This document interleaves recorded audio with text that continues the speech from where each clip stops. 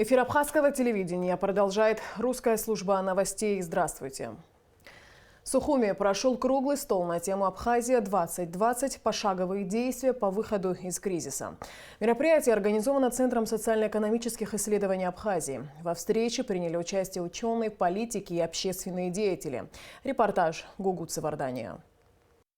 Социально-экономическая система Абхазии, формировавшаяся на протяжении последних десятилетий, пребывает в состоянии системного кризиса, а продолжительный трансформационный процесс в условиях отсутствия эффективной государственной политики вызывает большие изменения во всех сферах жизни общества, считают эксперты. В подтверждение этому они приводят факторы, сдерживающие экономический рост страны. Мы разделили эти факторы на две группы – внешние и внутренние. К внешним мы отнесли частичное признание мировым сообществом государственного суверенитета Абхазии, политическую неурегулированность взаимоотношений Абхазии и Грузии, культурную экспансию и, как следствие, потерю социокультурной идентичности этноса, продовольственную и финансовую зависимость республики. Внутренние факторы – это демографический кризис, низкий уровень занятости, дифференциация доходов населения и, как следствие, имущественное расслоение общества. Приоритетные отрасли экономики не занимают лидирующих позиций в отраслевой структуре ВВП. Чтобы республика смогла развиваться, стране необходимо ответить на вопросы кризиса. И таким ответом, по мнению ученых, может стать переход к новой социальной практике, предполагающей реформирование общества, в первую очередь системы власти и управления. Парламент избирает из своего состава президента и председателя Совета министров. После избрания их одного президентом, а другого председателем, естественно, парламент проводит дополнительные новые выборы в тех избирательных округах, откуда они были избраны. Самое главное здесь не только сокращение числа выборов, которые мы проводим в течение 5 лет. Мы можем этим самым в течение 5 лет один раз проводить выборы, как выборы в парламенте и выборы местных органов самоуправления. По словам ученого, к великому сожалению, кризис в нашей стране признают не все, и поэтому бороться с ним сложно, потому что многие приспособились к сложившимся реалиям и не хотят ничего менять. Из этой психологии мы никак выбраться пока еще, к великому сожалению, не можем. Для выхода из кризиса необходимо развивать сельское хозяйство. Участники круглого стола отмечают, что в нашей стране есть все для этого. Трудовые ресурсы, плодородная земля. Работа в этом направлении, по мнению ученых, должна быть организована двумя способами. Мы, специалисты сельского хозяйства, предлагаем 2 способа возрождения абхазского села. Первый способ – это создание, развитие личных подсобных хозяйств и крестьянских фермерских хозяйств. На основе развития личных подсобных хозяйств, на основе создания крестьянских фермерских хозяйств можно выйти на создание кооперативов. На эффективное и стабильное развитие национальной экономики сильно влияет теневой сектор, доля которого, по мнению участников круглого стола, велика. В последнее время в республике сформировалась масштабная система теневой экономики, которая требует активных и эффективных мер противодействия со стороны государственных органов власти и управления. По экспертным оценкам, объем теневой экономики в нашей республике составляет около 50-55% ВВП, что затрудняет оценку состояния и прогнозирование происходящих социально-экономических процессов, а также снижает эффективность системы госрегулирования экономики, порождает и питает коррупцию и негативно влияет на имидж государства. В работе круглого стола также принял участие Аскарби Аджигириев. Выслушав предлагаемые учеными пути выхода Абхазии из системного кризиса, председатель Республиканского адыгейского общественного движения старейшины Адыги выразил свое мнение по этому поводу. Если вы думаете, что вы перейдете в парламентскую республику, все будет хорошо, то это глубоко ошибочное мнение. Если вы думаете, что Конституция Российской Федерации уникальна, тоже глубоко ошибочное мнение. 73% в Конституции России формируют политические темы, начиная с первой статьи. И поэтому политическая доминанта глушит все остальное. Но ввиду того, что 100 миллиардов более объявились, они вросли в эту систему, сформировалась целая система офшорократии. И меня удивляет мнение философов, политологов, социологов, которые говорят, парламентская система, когда мы будем провозглашать выход на голосование 25%, и у нас остается народная какая-то республика. В завершении круглого стола участниками мероприятия было принято заявление «Рекомендация», в котором обозначены главные шаги по выходу из затянувшегося в стране кризиса. Документ будет направлен на рассмотрение вновь избранному президенту Абхазии. Кугуса Вардания, Алексей Гухава, Абхазское телевидение. В пресс-службе Генеральной прокуратуры Абхазии не подтвердили информацию о том, что в Москве задержан бывший глава Сбербанка Абхазии Тимур Бганба. Ранее ТАСС со ссылкой на источник в правоохранительных органах опубликовала сообщение, что Тимур Бганба, подозреваемый в превышении должностных полномочий, был задержан на Петровском бульваре 13 февраля. Генпрокуратура Абхазии отправила в Москву соответствующий запрос, но ответа пока не последовало. В Министерстве юстиции Абхазии зарегистрирована политическая партия Айтейра. Ранее в соответствии с законом был проведен учредительный съезд и проведены региональные конференции. Председателем партии избран Леонид Лакербая. В Общественной палате Республики Абхазия прошли выборы 11 представителей от политических партий и общественных организаций. По результатам выборов в состав Общественной палаты вошли Рисмак Аджинджал, Али Аншба, Надежда Венедиктова, Беслан Жопо, Роман Кочарава, Татьяна Качи, Абисалом Кварча, Людмила Лолуа, Тимур Пипия, Юрий Попков и Зольда Хагба. Таким образом, состав Общественной палаты сформирован полностью. В Ачамчире прошла встреча действительного государственного советника Российской Федерации Инала Ардзенба с молодежью и учителями Ачамчирского района. Инал Ардзенба рассказал о конкурсе молодых лидеров «Гордость Абхазии», который стартует весной этого года. Масштабный общенациональный конкурс молодых лидеров пройдет на базе социальной платформы «Будущее Абхазии», которую возглавляет сам Инал Ардзенба. В рамках состоявшейся встречи молодые люди активно задавали вопросы по поводу конкурса и делились своими проблемами.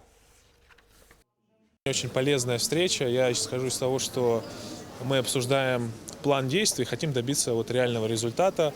Только что мы были в Галле, и я исхожу из того, что такие рабочие встречи в таком, может быть, не расширенном составе нужно проводить для того, чтобы эффективно организовать ту задумку, которую мы придумали и которую мы хотим реализовать. Она заключается в том, чтобы помочь нашей молодежи, чтобы молодежь развивалась на разных направлениях, на направлении государственного управления и на направлении предпринимательства, чтобы у всех была возможность реализоваться и чтобы наша страна двигалась вперед. С 13 по 23 февраля в Сочи проходит международный фестиваль искусств Юрия Башмета, в котором примет участие и хоровая капелла Абхазии. Наша съемочная группа побывала на одной из репетиций капеллы. Как абхазские артисты готовятся к ответственному выступлению, расскажет наш корреспондент Алик Атрапш. Впервые Абхазская государственная хоровая капелла примет участие в 13-м международном фестивале искусств Юрия Башмета, который проходит в эти дни в Сочи. Абхазские артисты вместе с российскими коллегами исполнят хоровую оперу Александра Чайковского «Сказ о Борисе и Глебе».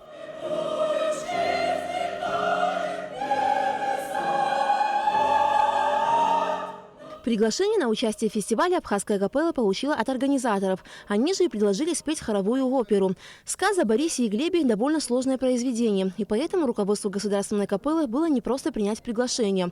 Однако после первой же репетиции стало ясно, что отказываться от возможности участия в фестивале не стоит. Чтобы подготовить артистов, специально по приглашению директора капеллы Надара Чамба в Сухум приехал художественный руководитель и дирижер камерного хора Московской консерватории Александр Соловьев.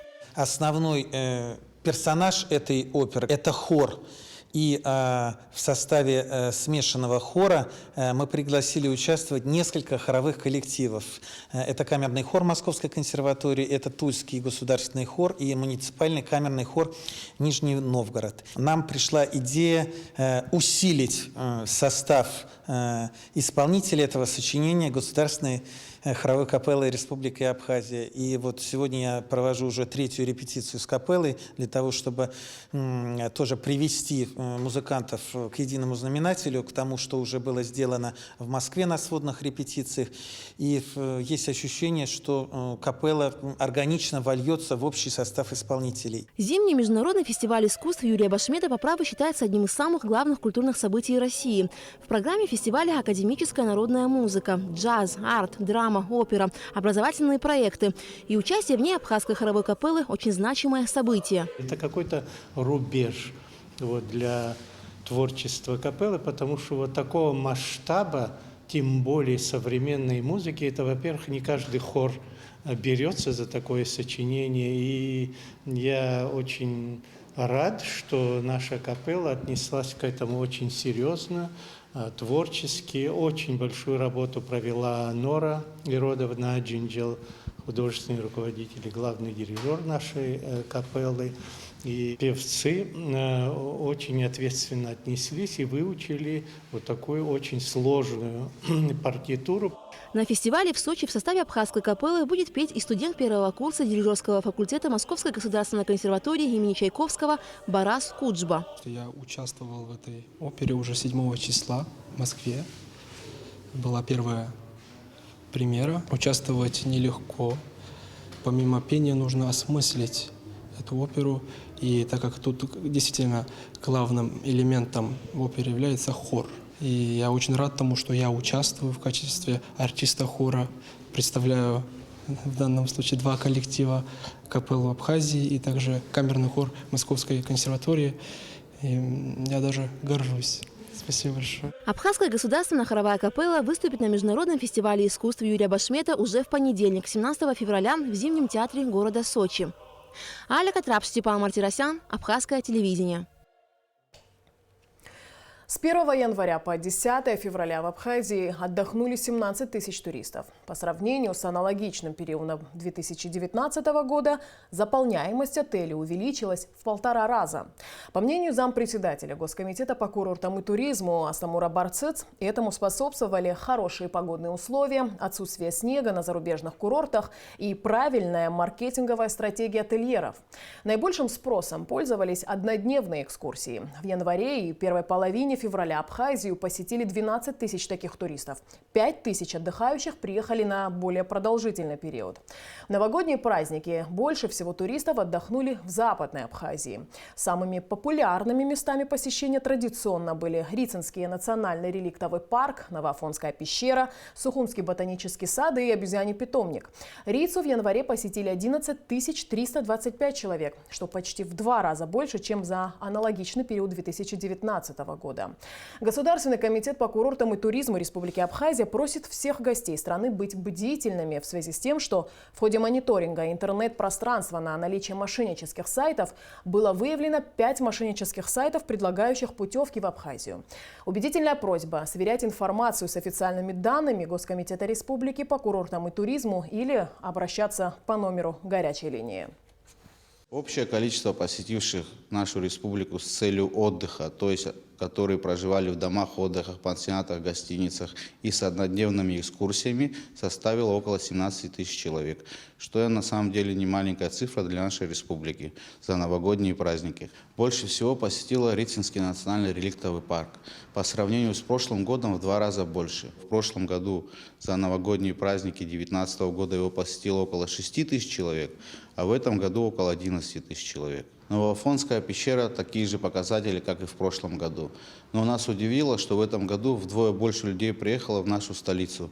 Так, по показателям ботанического сада и обезьяньего питомника. После Нового года стартуют продажи, предварительные, то есть раннее бронирование. Когда люди бронируют через туроператора, туроператор несет полностью ответственность за весь турпакет. Но зачастую, как практика показывает, люди напрямую начинают бронировать свой отдых, проживание в отелях, в домах отдыха, в пансионатах. В этот момент в игру вступают мошенники. Они создают липовые сайты под тот или иной объект. В ходе мониторинга интернет-пространства нами было выявлено около 5 липовых сайтов. Данная информация передана в профильное ведомство для дальнейшего разбирательства. Также хотелось бы, чтобы наши граждане, туристы, которые собираются к нам на отдых, были намного бдительнее. Для этого у нас есть официальный сайт Министерства по курортам и туризму, где есть достоверная информация. Также есть телефон горячей линии. Любой гражданин Российской Федерации может дозвониться бесплатно и получить достоверную информацию. В феврале на территории Абхазии установилась по-настоящему зимняя погода. В горах и предгорьях выпал снег, и даже замерзли некоторые реки, озера и водопады. Как переносит холода флора и фауна Абхазии и какой будет погода в оставшиеся зимние дни, выясняли наши корреспонденты. Слово Гугут Савардания. Суровой зимы не будет. Еще до начала этого года метеорологи Абхазии сделали свой прогноз, несмотря на то, что столбики термометров в первые дни февраля опускались до минус 3-4 градусов. По словам специалистов, в этом году в республике все же теплая зима. А такая минусовая температура считается нормой. 3 дня в феврале – это непродолжительные морозы. Бывает, что 12-16 дней подряд в месяц. А если мы возьмем такой год, как вот 92-й год, 93-й, вот прошлого века во время войны, так там в декабре снег начался и прекратился только в конце. Дети не могли идти в школу, морозы были, и снег большой выпал, и минус 9 градусов наблюдалось на побережье. Снег, замерзшие реки, водопады и озера в предгорьях и горах – вполне естественное явление для Абхазии в это время года, так как температура в этой местности зимой намного ниже. Климатические условия также зависят от рельефа участка. Мы, когда даем эти температуры, учитываем шкалу. На каждые 100 метров на территории Абхазии температура понижается на 0,6 градусов. И вот мы, учитывая, вот такая температура будет положительная здесь на берегу, потом высоту учитываем и составляем. Мы давали минусовые температуры уже давно на Латах, дальше будут что-то в Тхварчале, Псю, это не Аибга. Это не побережье, это уже другая температура. Я еще раз повторяю, это зависит от рельефа и ветров. Как отмечают ученые, начиная с 1994 года в Абхазии наблюдается резкое потепление, а за последние годы температура в прибрежных зонах не опускалась ниже 0 градусов. Морозы, конечно же, бывают, но не часто. Примерно 25-30 лет один раз бывает такой заток холода, когда морозы прорываются, сибирские морозы с северо-востока к нам и понижают температуру. Поэтому здесь ничего удивительного нет. И водопады замерзают, и Рица тоже льдом покрывается.